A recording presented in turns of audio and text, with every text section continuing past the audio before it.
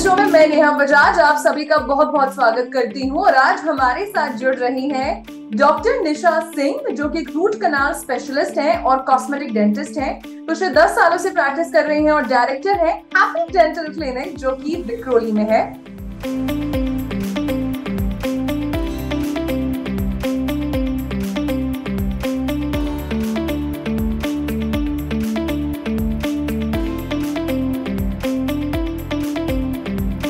Doctor निशा, जी मानी health show में आपका बहुत बहुत स्वागत है। Thank you. एंड डॉक्टर निशा, क्योंकि आप एक कॉस्मेटिक डेंटिस्ट हैं, रूट कनाल स्पेशलिस्ट हैं, आज मैं आपसे एक बेसिक डेंटल प्रॉब्लम के बारे में डिस्कस करना चाहती हूँ, जो है दांतों की सड़न, यानी कि dental decay, tooth decay, cavity जिसे हम बोलते हैं। तो सबसे पहले हमारे सभी दर्शकों को, व्यूअर्स को आप ये बताइए, what is a tooth decay और dental decay in clinical terms? Thank you very much for a brief introduction.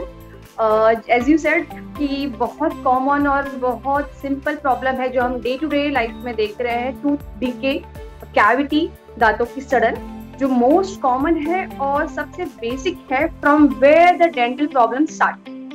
So I will, in a simple word, I will say the decay, sudden cavity, it's a permanent change on the surface of the tooth, maybe on the outermost, जो सबसे बाहर की परत है, enamel, और the next layer which is dentine, that lead to a cavity, a hole. That's in a simple word, जो हम सब जानते हैं, cavity हो गई है, सड़न हो गई है. So that's basically a permanent change which occur due to the bacteria. As we all know कि हमारे मुंह में काफी सारे बैक्टीरिया प्रेजेंट हैं। जब इन सारे बैक्टीरिया को हम बहुत सारा सबस्ट्रेट, बहुत सारा फूड, बहुत सारा शुगर प्रोवाइड करते हैं, तो वो सारे शुगर को यूटिलाइज करके they start producing lot of acid. ये एसिड हमारी इनामल पे, दांतों की बाहर की परत पे अटैक करता है और उस अटैक से स्लोली चेंजेस शुरू होते हैं और लास्ट में जाके कैविटी और आप बोल सकते हैं होल तैयार हो जाता है।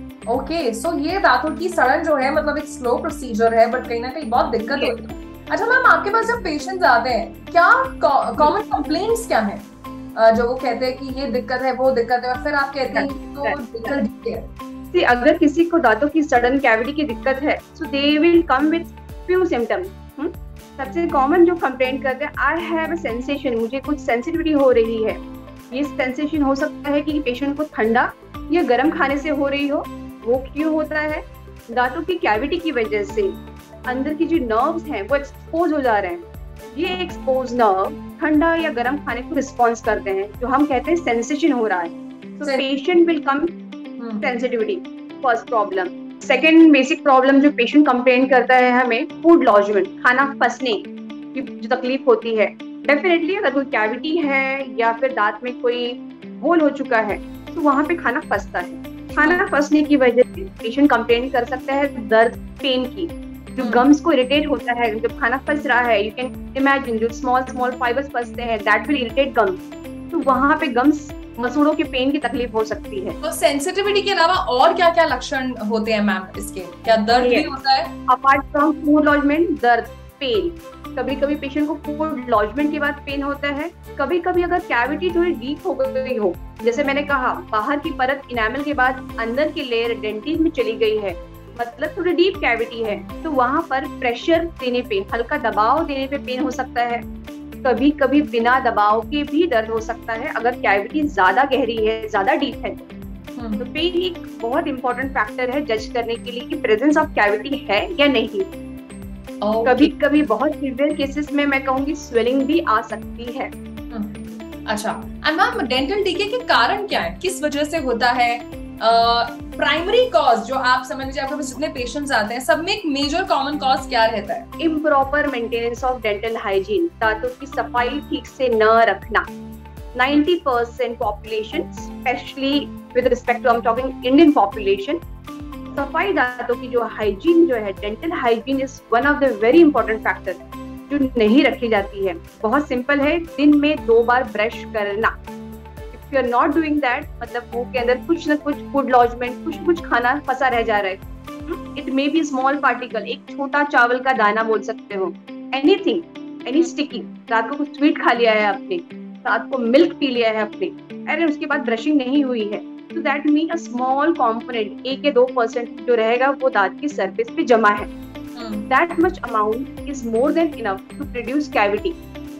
बिकॉज ये सारे जो हम खा रहे हैं रोटी सब्जी routine, apart from that sweet जो चीज खा रहे हैं हम, स्टार्च जो खा रहे हैं हम, जिसमें कार्बोहाइड्रेट की जो मात्रा है वो ज्यादा होती है. कार्बोहाइड्रेट से मेरा मतलब है सुक्रोज, लैक्टोज, दी शुगर्स जो अमाउंट जो रहते हैं वो क्या करेंगे, वो एक्चुअल फूड है हमारे बैक्टीरिया के जो हमारे मुंह में अवेलेबल है. तो बैक्टीरिया क्या करते हैं, they utilize this sugar component और उसको यूटिलाइज करके एसिड प्रोड्यूस करने लगते हैं. तो ये जो एसिड है हमारे दांत पे अटैक करना शुरू कर देता है. तो ये attack over a period of night शुरू होगा, because most of the people they are not brushing in night. तो 1.5 hour period is more than enough for any initial bacterial attack. Okay. और नाइट में जब हम सो रहे हैं तो हम डेफिनेटली 7 to 8 hours सो रहे हैं. So when I'm talking 1.5 hour is enough and you are not brushing every night, so you can imagine how much time is available for bacteria to attack. बिल्कुल, आपने बड़ी अच्छी ये बात बोली कि ये जो बैक्टीरिया है कहीं ना कहीं कितना डेंजरस हो सकता है हमारे दांतों के लिए.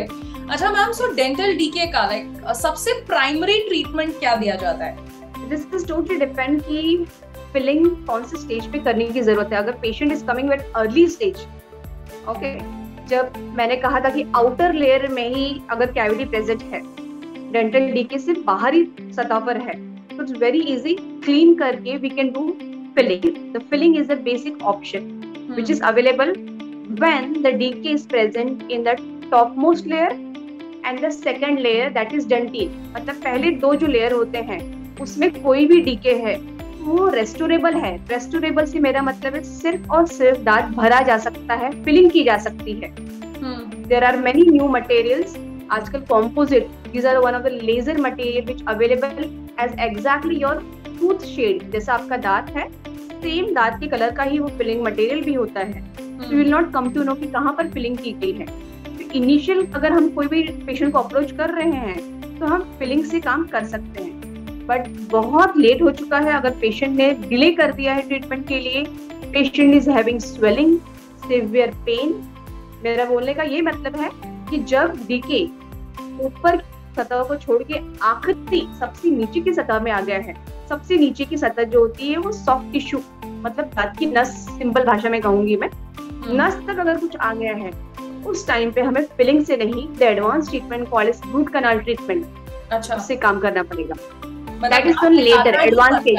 मतलब दांत निकालना पड़ता है. दांत निकालने की कंडीशन तब आएगी जब decay is very advance and tooth is एकदम सिवियरली डिस्ट्रक्टेड कंडीशन में अवेलेबल है. That's hardly anything is left.